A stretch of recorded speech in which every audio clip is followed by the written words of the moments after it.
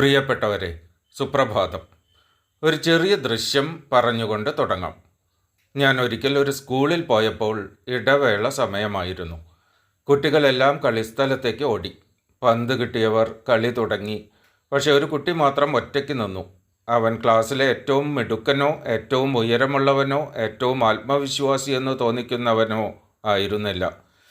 കുറച്ചു കഴിഞ്ഞപ്പോൾ കളിക്കുന്നതിനിടെ ഒരു കുട്ടി വീണു. ബാക്കിയുള്ളവർ ചിരിച്ചു. പക്ഷെ ഒറ്റയ്ക്ക് നിന്ന കുട്ടി ആദ്യം ഓടിച്ചെന്നു.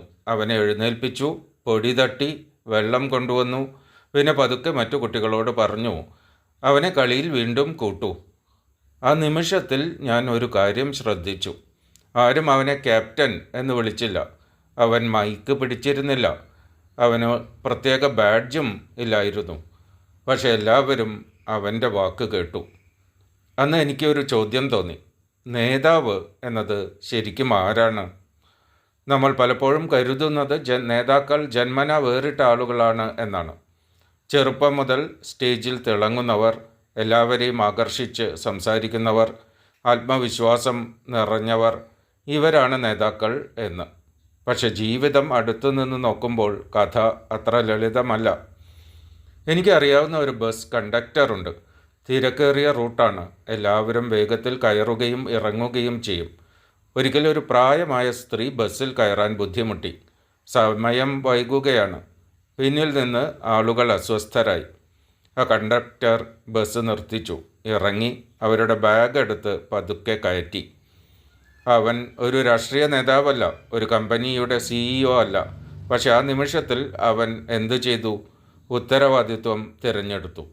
നേതൃത്വം പലപ്പോഴും വലിയ വേദികളിൽ തുടങ്ങുന്നില്ല. ആരും കാണാത്ത ചെറിയ തീരുമാനങ്ങളിൽ തുടങ്ങുന്നു.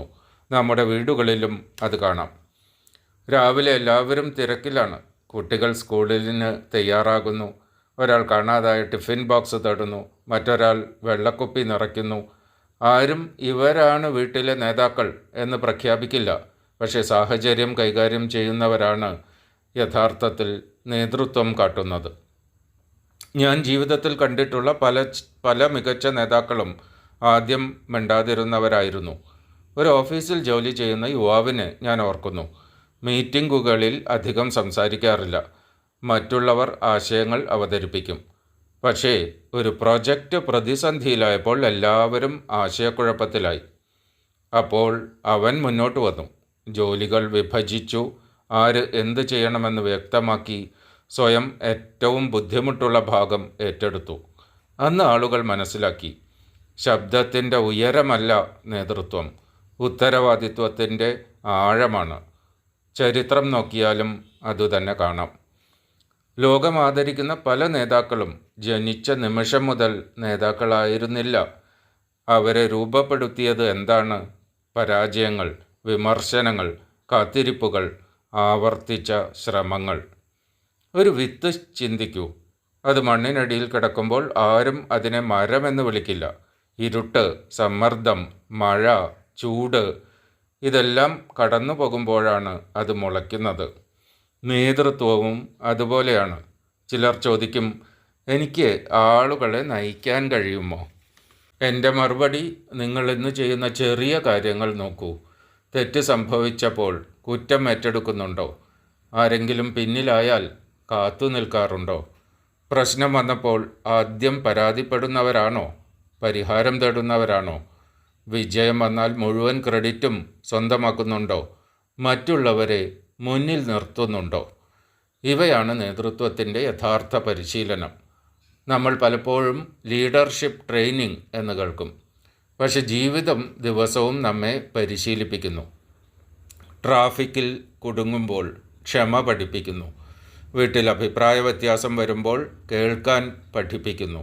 ജോലി പോകുമ്പോൾ വീണ്ടും തുടങ്ങാൻ പഠിപ്പിക്കുന്നു. നേതാക്കൾ ജന്മനാ നേതാക്കളായവരല്ല. ജീവിതം അവരെ അല്പാൽപമായി പണിയുന്നു. എൻ്റെ ജീവിതത്തിലെ ഒരു തിരിച്ചറിവ് പറയാം. ഒരിക്കൽ ഞാൻ കരുതിയിരുന്നു നേതാവാൻ പ്രത്യേക കഴിവുകൾ വേണമെന്ന്.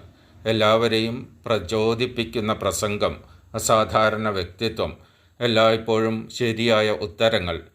പക്ഷെ വർഷങ്ങൾക്ക് ശേഷം ഞാൻ കണ്ടത് വേറൊന്നാണ്. മികച്ച നേതാക്കൾ എല്ലായ്പ്പോഴും ഏറ്റവും ബുദ്ധിമാന്മാരല്ല, അവർ പലപ്പോഴും ഏറ്റവും വിശ്വസനീയരായ ആളുകളാണ്. മഴ പെയ്താലും എത്തുന്നവർ, പ്രശ്നം വന്നാൽ ഫോൺ എടുക്കുന്നവർ, മറ്റുള്ളവർ പിന്മാറുമ്പോൾ ഒപ്പം നിൽക്കുന്നവർ. അവരെ ആളുകൾ പിന്തുടരുന്നത് ഭയന്നല്ല, വിശ്വസിച്ചതുകൊണ്ടാണ്. അതിനാൽ leaders are made not born എന്ന വാചകം ഒരു മുദ്രാവാക്യം മാത്രമല്ല, അത് മനുഷ്യരുടെ വളർച്ചയുടെ കഥയാണ്. ഒരു കുട്ടി വീണ സുഹൃത്തിനെ എഴുന്നേൽപ്പിക്കുന്ന നിമിഷത്തിൽ, ഒരു കണ്ടക്ടർ തിരക്കിനിടയിൽ മനുഷ്യനെ മുൻഗണന നൽകുന്ന സമയത്തിൽ, ഒരു ജീവനക്കാരൻ പ്രതിസന്ധിയിൽ ഉത്തരവാദിത്വം ഏറ്റെടുക്കുന്ന നിമിഷത്തിൽ, ഒരു അമ്മ കുടുംബം തകരാതെ പിടിച്ചു നിർത്തുന്ന നിമിഷത്തിൽ, അവിടെ നേതൃത്വം ജനിക്കുന്നില്ല, അവിടെ നേതൃത്വം രൂപപ്പെടുകയാണ്. ഇന്ന് രാവിലെ ഞാൻ നിങ്ങളോട് നേതാവാകൂ എന്ന് പറയാൻ വന്നതല്ല, പകരം ഒരു ചെറിയ ചിന്ത മാത്രം വിട്ടുപോകാം. നമ്മുടെ പേരിന് മുൻപിൽ ഒരു പദവി വരുന്നതിന് മുൻപ് നമ്മുടെ പ്രവർത്തനങ്ങളിൽ വിശ്വാസം വരണം. കാരണം ലോകം ഒടുവിൽ ഓർക്കുന്നത് ഏറ്റവും ഉയർന്ന കസേരയിൽ ഇരുന്നവരെ മാത്രമല്ല, ഏറ്റവും ബുദ്ധിമുട്ടായ സമയത്ത് ഞാനുണ്ട് എന്ന് പറഞ്ഞ് മുന്നോട്ട് വന്നവരെയാണ്. നന്ദി. നിങ്ങൾക്ക് ഓരോരുത്തർക്കും ശാന്തവും അർത്ഥവത്തുമായ ഒരു ദിവസം ആശംസിക്കുന്നു.